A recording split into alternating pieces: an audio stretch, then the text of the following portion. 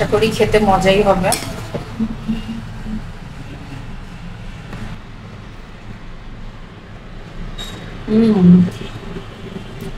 অনেক মজা, সফট তুলতুলা। এই শাকটা আজ প্রথম ভাজি করব, জানি না এই শাকটার নাম কি। ইউটিউব ঘেটে বের করলাম, শাকটার নাম হচ্ছে হেলেঞ্চা শাক। তো আজকে প্রথম কাঁচামরিচ পেঁয়াজ দিয়ে ভাজি করব, দেখি কেমন হয়।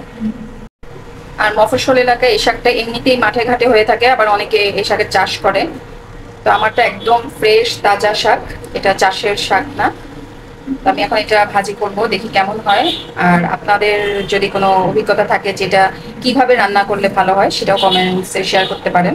তো আমি প্রথমে তেল দিয়ে নিচ্ছি, একটু বেশি করে পেঁয়াজ দিব, রসুন দিব, কাঁচামরিচ দিব। আর শাকটা কুচাবো না, অনেকে শাকটা কুচিয়েও রান্না করে। অনেক রসুন, কাঁচামরিচ আর কাঁচামরিচ, রসুন, পেঁয়াজ নিয়েছি। এখন রান্না করে ফেলি।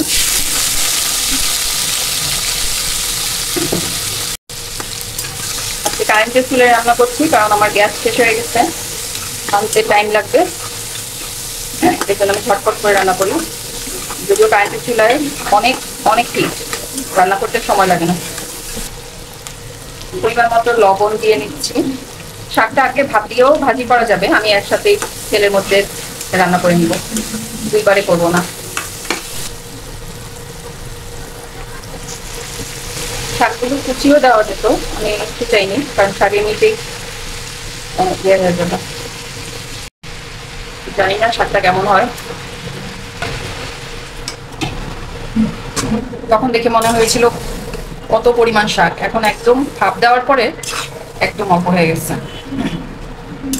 শুকনা মরিচ দিব ভাবছিলাম, ভুলে গেছি। প্রথমে তেলের মধ্যে শুকনা মরিচের ফোড়ন দিয়ে নিলে ভালো হতো, মনে ছিল না আমার। আমার শাক ভাজিটা হয়ে গেছে।